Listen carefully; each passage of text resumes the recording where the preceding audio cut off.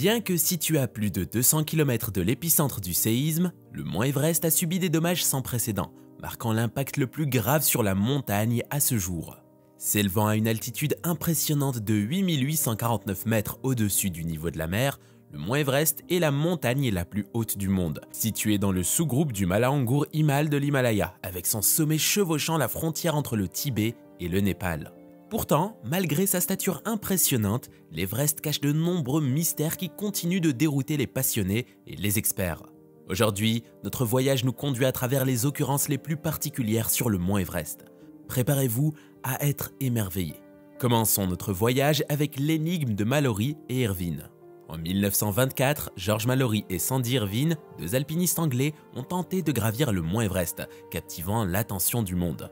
Malgré le triomphe ultérieur de Sir Edmund Hillary en 1953, le destin de Mallory et Irvine reste un mystère persistant. Mallory, un alpiniste expérimenté, avait précédemment cartographié les environs de l'Everest et compris la nécessité d'oxygène à haute altitude. Sélectionnant Irvine pour son expertise en équipement d'oxygène, ils se lancèrent dans leur périple avec 5 porteurs et un guide. Une tempête éclata, et les alpinistes ne revinrent jamais, laissant leur camp déserté. Le corps de Mallory a été découvert en 1999, mais son appareil photo manquant, une preuve potentielle de leur sommet, a alimenté les spéculations. Un indice poignant est apparu sous la forme d'une photo promise de la femme de Mallory au sommet de l'Everest, trouvée dans sa poche, mais pas avec lui au moment de sa mort. L'énigme de l'expédition de l'Everest de Mallory et Irvine persiste, ajoutant à la mystique du plus haut sommet du monde. Si vous pensiez que l'énigme de Mallory et Irvine était terrifiante, préparez-vous à ce qui vient ensuite. L'énigme de l'Everest, au-delà de sa stature imposante, le mont Everest se dissimule dans une aura de mystère qui captive ceux qui osent gravir ses sommets. De nombreux alpinistes partagent des récits troublants de rencontres avec d'étranges apparitions et des figures spectrales lors de leur périlleux voyage vers le sommet. Pamba Dorje, un Sherpa qui a conquis l'Everest en 2004, raconte l'une des histoires les plus glaçantes. Une vision de silhouettes sombres se matérialisant dans l'air, tendant la main pour demander de l'aide ou de la subsistance. Ces entités spectrales seraient-elles les esprits persistants des alpinistes décédés, piégés entre les mondes? L'expérience de Dorje n'est pas isolée, car beaucoup affirment avoir entendu des voix, vu des lumières inexplicables ou ressenti des touches froides et étranges sur la montagne. Ces phénomènes sont-ils de simples hallucinations induites par le climat rigoureux et le manque d'oxygène? Ou pourraient-ils être des preuves d'occurrences surnaturelles sur l'Everest? Partagez vos pensées dans les commentaires ci-dessous. Mais attendez, il y a plus encore. La prochaine découverte terrifiante va encore plus loin. La zone impitoyable. Le mont Everest abrite une région périlleuse connue sous le nom de zone de non-retour. En dépassant les 8000 mètres, l'air devient si mince que la survie est une lutte constante, même avec de l'oxygène supplémentaire. C'est là que la majorité des décès surviennent sur la montagne. Les alpinistes font face au défi double des conditions météorologiques sévères et de l'air qui s'amincit sans relâche, les obligeant souvent à faire un choix sombre, se retirer ou périr. Appelée la zone de la mort, seuls les plus audacieux ou peut-être les plus téméraires osent s'aventurer dans ce territoire inhospitalier. Avez-vous déjà envisagé les risques d'explorer de telles hauteurs périlleuses? Faites-nous part de vos réflexions. Encore avec moi, préparez-vous à une révélation encore plus étonnante. Sherpa Strife, le grimpeur britannique John Griffith et ses compagnons ont fait face à une situation périlleuse lors de leur ascension de l'Everest lorsqu'un différend avec un groupe de Sherpas en colère a éclaté. Accusé de violer des règles et des traditions sacrées, le groupe de Griffith s'est retrouvé en infériorité numérique et en danger imminent lorsque les Sherpas sont revenus avec une force plus importante armée de bâtons et de pierres. L'intervention de la grimpeuse américaine expérimentée Melissa Arnott, familiarisée avec les Sherpas, a évité une tragédie, incitant le groupe de Griffith à descendre et évitant ainsi une confrontation supplémentaire. Bien que non blessés, l'effrayante rencontre les a poussés à abandonner leur quête du sommet. Partagez vos réflexions sur cet incident terrifiant dans les commentaires ci-dessous. Et juste quand vous pensiez que cela ne pouvait pas devenir plus terrifiant, voici les informations sur les sons mystérieux de l'Everest. L'Everest, déjà entouré d'innombrables histoires, ajoute une autre couche de mystère avec les sons chantants qui perturbent les grimpeurs la nuit. La sinistre symphonie, comparée au réveil de l'âme de la montagne en colère, a beaucoup déconcerté, jusqu'à ce que le grimpeur chevronné Dave Hahn l'attribue à d'énormes morceaux de glace et de neige tombant des sommets. Les habitants attribuent le bruit étrange au changement abrupt de température dans l'Himalaya, provoquant la fracture des glaciers et créant un rugissement tonitruant lorsque la glace descend pendant la nuit. Ce phénomène inquiétant sert de rappel glaçant du changement climatique et de la fonte incessante des glaciers de l'Everest, peignant une symphonie de peur depuis le cœur glacé du plus haut sommet du monde. Mais attendez, nous n'en avons pas fini. La vraie surprise est l'énigme du Yéti. Imaginez-vous escalader les hauteurs périlleuses de l'Everest, le plus haut et le plus dangereux sommet de la Terre. Dans votre quête du sommet, une bizarrerie attire votre attention dans la neige. Une empreinte colossale, distincte de toute créature connue avec des orteils humanoïdes. Pourtant, comment quelqu'un pourrait-il naviguer dans le terrain gelé pieds nus?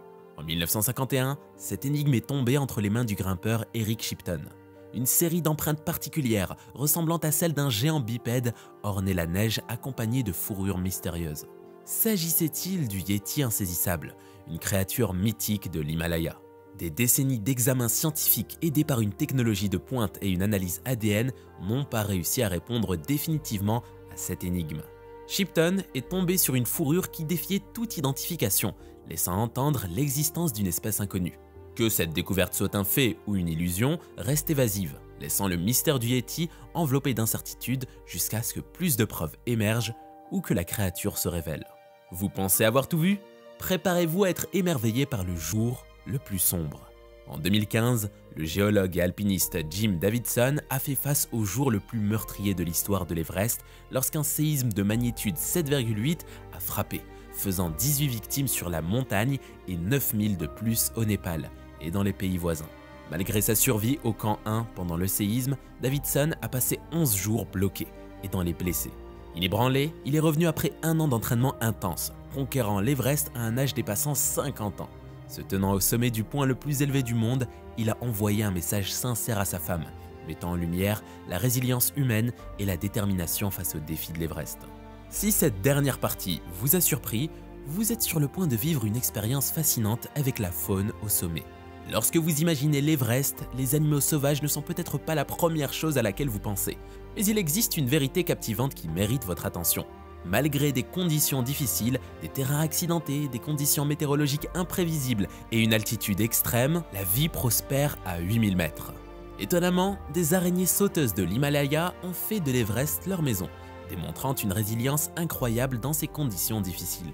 En 1924, une expédition britannique a découvert des sauterelles exclusives à l'Everest, révélant une biodiversité inattendue. Les pentes abritent des prédateurs plus gros tels que le léopard des neiges insaisissable et le thar de l'Himalaya, un mammifère cornu à l'aise sur des falaises rocheuses. Pendant ce temps, les ours noirs de l'Himalaya habitent les forêts autour de la base, coexistant avec le thar. Ajoutant à l'intrigue, le pandarou insaisissable, ressemblant à un binturong, réside plus bas sur la montagne, évitant le sommet. Ces créatures se sont adaptées de manière unique aux défis de l'Everest, défiant les attentes conventionnelles. Maintenant, attachez-vous pour une aventure encore plus terrifiante. L'histoire de la poursuite secrète soviétique. Avant que le monde n'apprenne la montée triomphante de Hillary et Tenzing en 1953, l'Union soviétique a secrètement tenté l'exploit depuis le Nord en 1952. Leur plan audacieux impliquait de placer des statues de Lénine et Staline au sommet du monde. Mais la tragédie a frappé lors de leur dernier camp, à 8000 mètres d'altitude. Mystérieusement, le gouvernement soviétique a nié leur existence, rejetant les alpinistes ambitieux. Seule une indication dans l'article d'Evgeny Gibenreiter dans l'Alpine Journal en 1953 a éclairé leur destin. Les décennies se sont écoulées sans la moindre trace jusqu'à une découverte choquante en 2017. Les secouristes, cherchant initialement un alpiniste slovaque, ont découvert 4 corps dans une tente au 4e camp. Malgré leur lien avec une expédition de l'année précédente, il n'y avait aucun rapport ni recherche les concernant. Ces 4 individus, comme tant d'autres disparus sur l'Everest, restent anonymes, leur histoire enveloppée de mystère. Mais l'excitation ne s'arrête pas là. Ensuite vient le récit époustouflant de Julius Turk, l'alpiniste renommé connu sous le nom de la Machine Suisse, qui visait à réaliser un exploit sans précédent en conquérant l'Everest des 2 côtés simultanément. Sa vitesse remarquable et son courage à gravir des sommets comme le Tenkampushi et l'Annapurna lui ont valu le respect et les éloges de la communauté alpiniste. Cependant, la tragédie a frappé en avril 2017 lorsqu'il a eu un accident mortel sur la voie standard ouest de l'Everest, une voie qu'il avait conquise auparavant. Les circonstances de sa chute, s'étendant sur plus de 300 yards, demeurent un mystère, avec des facteurs tels que la fonte de la neige, la glace glissante ou l'air raréfié pouvant contribuer. La disparition prématurée de Sturck sert de rappel poignant de la nature impitoyable de l'Everest, même pour les alpinistes les plus expérimentés. Et si vous êtes toujours avec moi, je vous le promets, le plus terrifiant est encore à venir, le côté obscur de la beauté de l'Everest. Le mont Everest, célébré pour sa beauté époustouflante, dissimule un problème dérangeant sous sa façade majestueuse. Malgré ses paysages impressionnants, l'Everest est affecté par un énorme problème de déchets, avec les alpinistes laissant environ 5500 kg de déchets chaque jour. L'absence d'installation adéquate d'élimination des déchets sur la montagne conduit à ce que les déchets finissent dans des fosses ouvertes, des décharges et des décharges représentant une menace significative pour l'environnement. Ces déchets mettent non seulement en danger le sol et les sources d'eau de la région, mais entraînent également des problèmes de santé pour les alpinistes et les villageois locaux. Le symbole, autrefois immaculé de la beauté naturelle, se transforme progressivement en une gigantesque décharge, mettant en péril son écosystème et sa faune. Le côté sombre de la beauté de l'Everest réside dans les conséquences environnementales et sanitaires de l'immense quantité de déchets générés par les alpinistes chaque année. Mais attendez, il y a plus à l'histoire. Préparez-vous pour la vallée arc-en-ciel énigmatique. Contrairement à la perception commune de l'Everest comme une étendue enneigée, il existe un endroit de couleur vive, la vallée arc-en-ciel. Malgré son nom joyeux, cet endroit détient une histoire sombre en tant que lieu de repos final pour d'innombrables alpinistes qui ont rencontré leur fin au sein de son terrain gelé.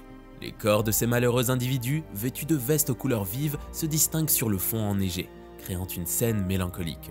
La vallée arc-en-ciel, située dans la périlleuse zone de la mort, où l'air est mince et le temps impitoyable, sert de rappel poignant des dangers inhérents à l'Everest, mettant en avant à la fois son attrait et sa nature périlleuse. Effrayés jusqu'ici, préparez-vous pour une autre dose de choc avec les fossiles océaniques au sommet de l'Everest. Dans une révélation surprenante, la NASA a confirmé la présence de fossiles marins au sommet de l'Everest, suscitant l'intrigue et le débat parmi les scientifiques. Cette découverte inattendue a alimenté des discours, certains proposant un lien avec le déluge biblique, tandis que d'autres plaident en faveur d'une explication scientifique basée sur la tectonique des plaques. Selon la NASA, les fossiles soutiennent la théorie selon laquelle l'Everest était autrefois submergé sous l'eau, formé par le mouvement progressif des plaques tectoniques sur des millions d'années. La question persiste. Cette preuve est-elle plus en accord avec le récit biblique d'un déluge ou le compte-rendu scientifique de l'évolution géologique ? Et juste quand vous pensez que nous avons tout couvert, voici une tournure à laquelle vous ne vous attendrez pas. L'ascension malheureuse de Maurice Wilson. En 1943, Maurice Wilson, un soldat animé d'une foi inébranlable en la prière et le jeûne, entreprit un voyage périlleux pour gravir l'Everest, malgré son manque d'expérience en alpinisme. Imperturbable face aux avertissements de ses Sherpas, Wilson continua jusqu'à ce qu'il se heurte à un mur de glace insurmontable.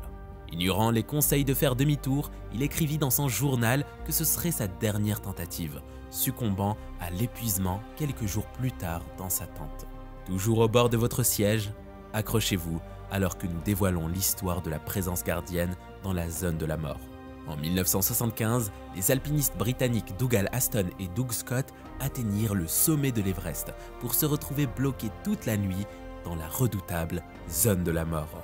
Sans nourriture et avec une réserve d'oxygène diminuant et un chauffage mourant, leur chance de survie semblait sombre. Cependant, un phénomène inexplicable se produisit. Une présence chaleureuse et amicale semblait les guider et les rassurer, offrant des instructions vitales pour endurer la nuit.